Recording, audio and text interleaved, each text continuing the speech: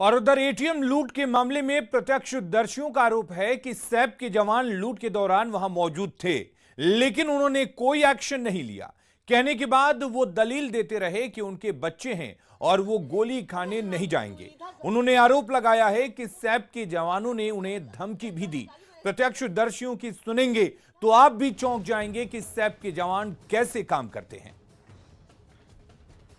हम मौजूद हैं फुलवाड़ी शरीफ के ईसोपुर रोड में, और जहां पर एटीएम की लूट हुई थी और एटीएम उठा करके चोर ले गए थे। हम वहीं पे मौजूद हैं और ये एचडीएफसी का वो एटीएम का जो है वो पॉइंट है जहां पर से जो है चोरों ने उस एटीएम को उठाकर यहाँ से ले करके जो है स्कॉर्पियो से फरार हो गए। एक चीज़ इसमें हम आपको और दिखाना चाहेंगे, ये सीसीटीवी जो है देख लीजिए, इसमें कालिख लगा हुआ है और ये जो है कालिख उन्हीं चोरों ने लगाया है ताकि जो है उनका चेहरा ना आए। यही वजह से जो है ये कालिख इस पर नज़र आ रहा है। ये चोरों का जो है करतूत है और चोर यहाँ से आसानी से जो है लेकर के चले जाते हैं। और यहाँ पर पास में पुलिस भी मौजूद रहता है, यहाँ पे लोग मौजूद हैं, उनसे भी हम पूछ लेते हैं जो प्रत्यक्षदर्शी हैं क्या हुआ था। रात में 1:30 बजे के आसपास यहाँ पर आया है स्कॉर्पियो और उसके बाद एटीएम उखाड़ने लगा। तब ऊपर से आवाज़ दिया है, आरिफ एटीएम का है, लूट रहे हो तुम लोग। तो वो क्या करता है कि कहता है कि अंदर जाओ ना तो गोली मार देंगे। तुरंत सीआईएसएफ को हम लोग आवाज़ दिया है तो सीआईएसएफ सैफ का जवान जो था आया यहाँ पर और बैक हो गया। हम लोग बोला कि आइए देखिए एटीएम लूट हो रहा है। तो कहता है कि मेरा बाल बच्चा है, हम गोली खा जाएंगे तब हमको गोली मार देगा तो।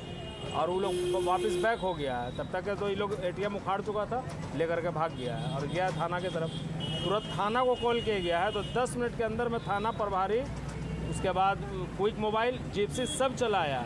लेकिन ये दोनों सैफ जवान जा करके फिर पुल पर बैठ गया था। जब थाना प्रभारी आकर के दोनों को बुलाए हैं तो ये लोग कहता है कि हम लोग को गोली मार देता तो हम लोग क्या कर लेते हैं, हम लोग को बचा लीजिएगा आप लोग, मेरा बाल बच्चा यतीम हो जाएगा तो क्या कर लीजिएगा। उसी पर जो है मकान मालिक भी जो है, हाँ मकान मालिक भी आवाज़ दिया, आरिफ नाम है, और हम यहाँ से आवाज़ दिया।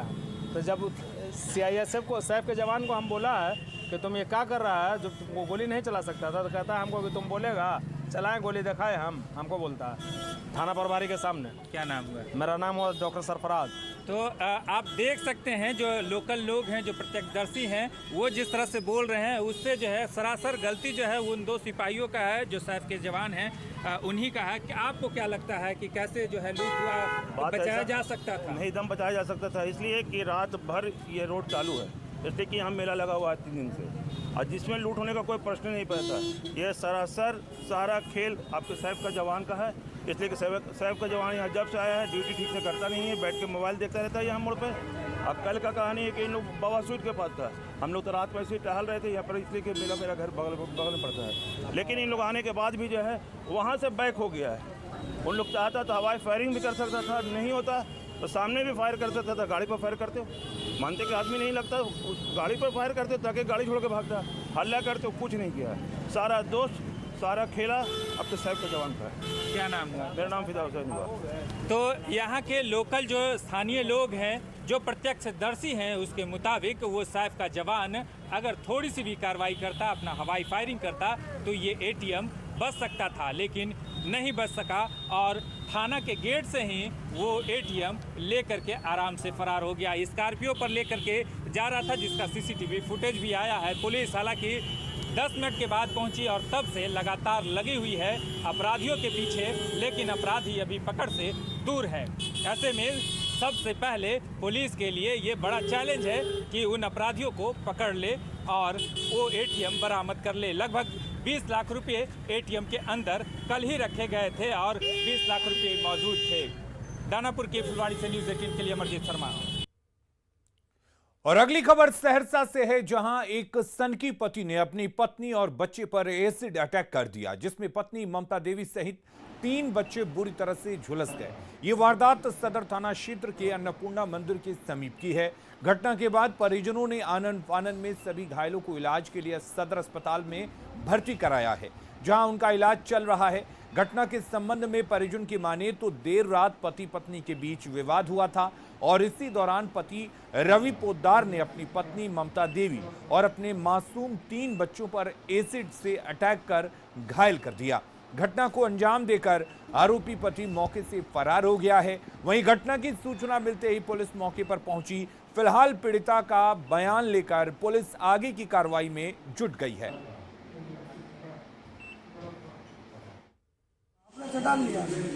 पति डाला है। हाँ पति के द्वारा फेंका गया है। हाँ, पति के द्वारा फेंका गया है। कितने कितने आदमी घायल हैं? 3 आदमी हैं, 2 बच्चा। कब विवाद हुआ था? रात में करीब कितने बजे? लगभग वही 11 बजता होगा, 11:30। जी, पति पत्नी का ही विवाद है। इसमें पति जो रवि पोदार है वो अपने पत्नी और 2 छोटे बच्चे को सोए हुए में एसिड वाला तेजाब फेंक कर जख्मी करके भाग गया है। आप लोग के द्वारा क्या कार्रवाई? मामला वार्ड नंबर 27 बटराहा की मामला है। हम लोगों के द्वारा उसका स्विच ऑफ बता रहा है। रवि पोदार की गिरफ्तारी की कार्रवाई की जा रही है। बेगूसराय में एक युवक की गला रेतकर हत्या कर दी गई है। मामला बीरपुर के पर्रा गांव का है। मृतक संतोष चालक का काम करता था। बताया जा रहा है कि बुधवार रात को जल्द लौटने की बात कहकर संतोष अपने घर के लिए निकला था, लेकिन वो वापस नहीं लौटा। इसके बाद आज सुबह उसका शव घर के पीछे बागीचे में मिला। मृतक का गला रेतकर हत्या की गई है। घटना के बाद लोगों ने नाराजगी जाहिर करते हुए शव के साथ बेगूसराय सड़क को जाम कर दिया। मौके पर पहुंची पुलिस और काफी मशक्कत के बाद लोगों को समझा बुझाकर वहां से हटाया गया। फिलहाल पुलिस ने शव को पोस्टमार्टम के लिए भेजकर छानबीन शुरू कर दी है। साइकिल लिए वहाँ पर गिर भी गए अंगना में, फिर साइकिल उठाया, फिर उसके बाद चले गए तो डेली जाते थे। ऐसा नहीं आज ही गए, डेली अगर वो जो जाते थे तो हम भी सोचे घूमकर अपना आधा घंटा में आ जाते हैं। तो बोले जो सो जाना, तो हमें अपन खाना नहीं खाए, सो गए। मधुबनी में चोरों के हौसले इस कदर बुलंद हैं कि सुरक्षा बल के जवानों को भी निशाना बनाने से नहीं चूक रहे हैं। ताजा मामला जयनगर थाना क्षेत्र का है, जहां अज्ञात चोरों ने दुर्गा पूजा की छुट्टी में अपने गांव गए एसएसबी के 2 जवानों के घरों का ताला तोड़कर लाखों का सामान चोरी कर लिया है।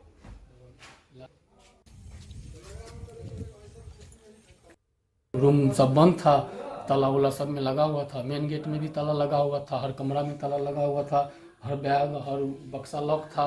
और इस दरमियान जब हम लोग छुट्टी में थे तो आज रात में हुआ कि कल रात में हुआ, कब हुआ पता नहीं। आज आए हैं तो पूरा गेट सबका ताला वाला टूटा हुआ है, सामान पूरा तितर उतर है। और जो मैडम का गहना उना था, एक चेन था, कान का था, अंगूठी था और बच्चा का कुछ गहना था। और अगली खबर सासाराम से है, जहां नगर थाना क्षेत्र के अतखंबुआ में एक 70 वर्षीय बुजुर्ग की गोली मारकर हत्या कर दी गई है। मृतक की पहचान राजगिरी बिंद के रूप में की गई है। बताया जा रहा है कि मृतक राजगिरी बिंद अपने मार्केट के सामने सोए हुए थे और उसी दौरान अपराधियों ने उनके सीने में गोली मार दी, जिससे वो गंभीर रूप से जख्मी हो गए। जख्मी हालत में उन्हें सासाराम के सदर अस्पताल लाया गया, लेकिन इलाज के दौरान उनकी मौत हो गई। घटना के बाद इलाके में सनसनी फैल गई है। सूचना मिलते ही नगर थाना की पुलिस मौके पर पहुंची और मामले की छानबीन में जुट गई है। अपने मोहल्ला खमा में घर पे सोए हुए थे, रात में इनको जगाकर अपराधियों ने गोली मार दिया। फिर उसके बाद इलाज के लिए इनको सदर अस्पताल लाया गया। थाने इलाज के दौरान ही इनकी मौत हो गई। कौन है ये, क्या नाम है? मेरा सोनू कुमार नाम, इनका राजगिरी बिंद नाम है। क्या करते थे? यह अपना मार्केट था इनका और खेती बाड़ी का काम करते थे। और क्राइम न्यूज में फिलहाल के लिए इतना ही, लेकिन खबरें लगातार जारी रहेंगी। आप बने रहिए न्यूज़ 18 बिहार झारखंड के साथ।